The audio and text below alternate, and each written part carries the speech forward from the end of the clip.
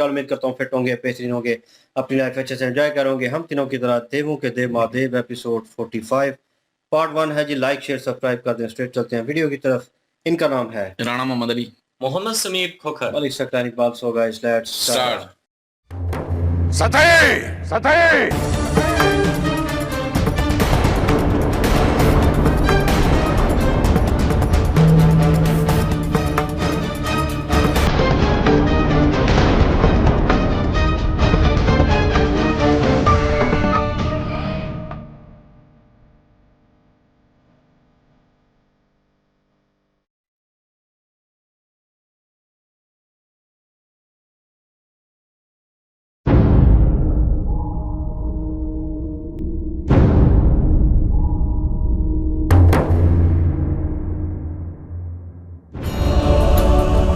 सती मूर्छित है, कोई जाकर देखेगा उसे। सती,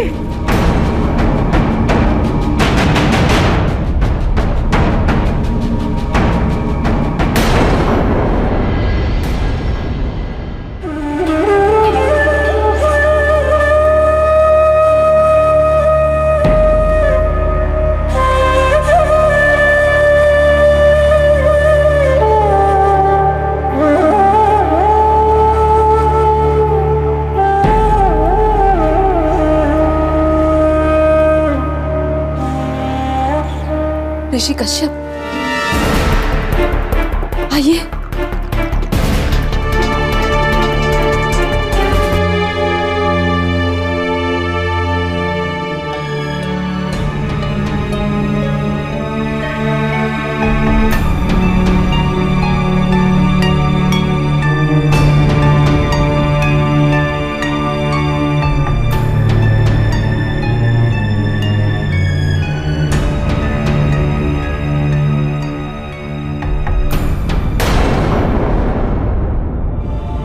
क्या हुआ ऋषि कश्यप?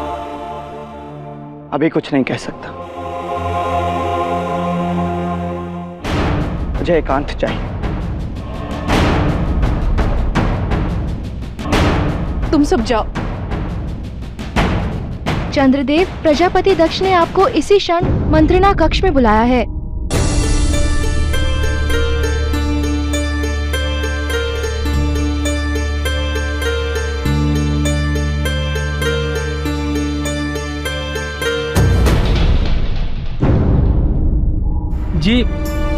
जी वह शिव का नृत्य शिव संगीत बिना हो ही नहीं सकता था। यदि शिव संगीत नहीं होता तो शिव का नृत्य असंभव था।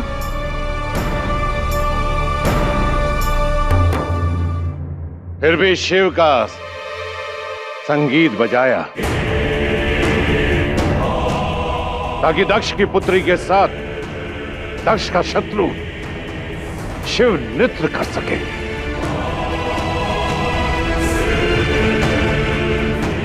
दक्ष की कृपा पर जीते और साथ दक्ष के पैरी का देते हो। मत भूलो, यदि दक्ष कृपा करना जानते हैं, दंड देना भी जानते हैं। क्षमा प्रजापति, क्षमा। क्षमा करें प्रजापति, क्षमा करें। हम निर्दोष हैं। हम तो आज्ञा का पालन कर रहे थे। आज्ञा? किसने दी आज्ञा? कोई मेरे परिवार से ही होगा। क्या सती ने कहा? कौन था वो? मैं पूछ रहा हूं, नाम बताओ। जी वो आपके जमाता चंद्रदेव। और अब तो उनके साथ साथ स्वयं महादेव भी हमारे साथ होंगे, तो फिर चिंता की क्या आवश्यकता? नहीं, ये सत्य नहीं है। अगर हमारा कथन असत्य है तो आप हमें प्राण दंड दे दीजिएगा प्रजापति। अर्थात चंद्रमा शिव के साथ है। मेरे घर में छिपा हुआ गुप्त शत्रु जमाता को चाहे जितना भी पुत्र समझ लो, जमाता आखिर जमाता ही होता है। चंद्रमा अब तक आया क्यों नहीं?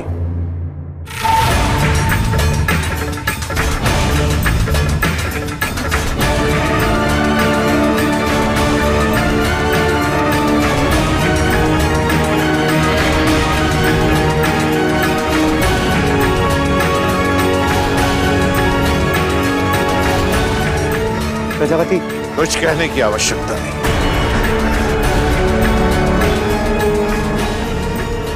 जो करना था कर चुके तुम। अब समय नष्ट किए बिना इतना बता दो कि क्यों किया मुझसे विद्रोह? क्यों तुमने शिव का साथ दिया? क्यों किया ये छल? क्या मिला तुम्हें? क्या मिला तुम्हें ऐसा करके? प्रजापति आप कुछ मत कहो।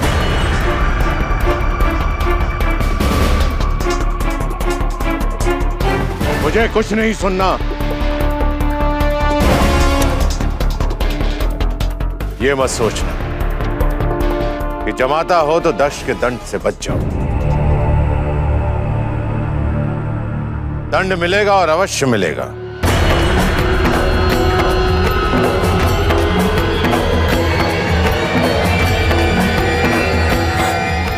रुकिए प्रजापति।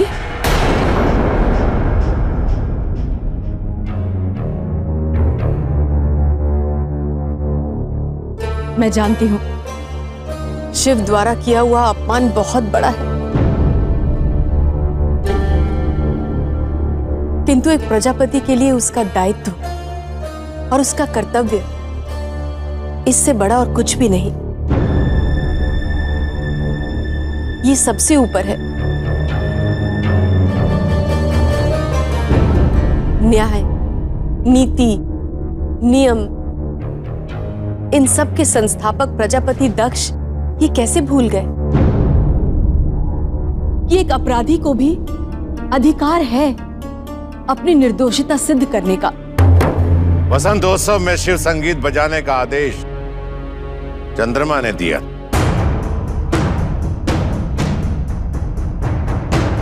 उसके बाद भी अपराध सिद्ध करने के लिए कुछ बचता? प्रजापति,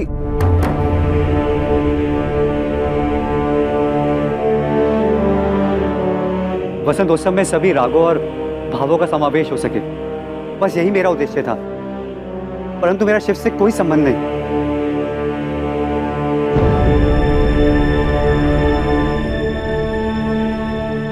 मैं जानती हूं स्वामी, वो कौन है जो रहता तो इस भवन में है किंतु आराधना शिव की करता है।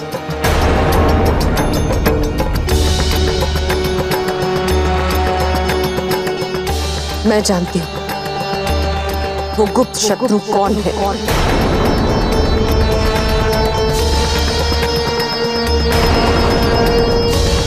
सती जी बेहोश हो चुकी हैं और प्रजापति दक्ष जो हैं वो ऊपर से आए हैं और उन्होंने देखा है कि सती जी बेहोश हो चुकी हैं और उन्होंने सबको आवाज दे के ये बोला है कि सती जी बेहोश हो चुकी हैं और कोई है जो उनको देखे। तो सब सती जी के पास गए हैं, सती जी को उठा के सती जी के कक्ष में ले गए हैं और वहां पे ऋषि कश्यप जो हैं वो आए हैं। मेरे ख्याल में वो तिब के बारे में जानते हैं, तबीब भी हैं वो, तो वो चेकअप कर रहे थे और अभी चंद्रमा जी भी हैं और सारी फैमिली जो है वो परेशान तो हैं। चंद्रमा यहाँ पे पूछ रहे थे कि सती जी को क्या हुआ है, तो अभी ऋषि कश्यप जो है उन्होंने यही रिप्लाई दिया। उन्होंने कहा अभी कुछ भी कहा नहीं जा सकता क्योंकि हालात इस तरह के हैं कि अभी समझ ही नहीं आ रहा कि सती जी के साथ हुआ क्या है एकदम से। लेकिन यहाँ पे प्रजापति दक्ष जो है वो बहुत क्रोधित हैं इस वजह से क्योंकि एक तो शिव जी की वहां पे धुन बजाई गई है उनके भवन में और दूसरा ये कि शिव जी वहां पे प्रकट हुए हैं और सती जी के साथ मिलकर उन्होंने कृत्य भी किया है जिसकी वजह से प्रजापति को और भी क्रोध है।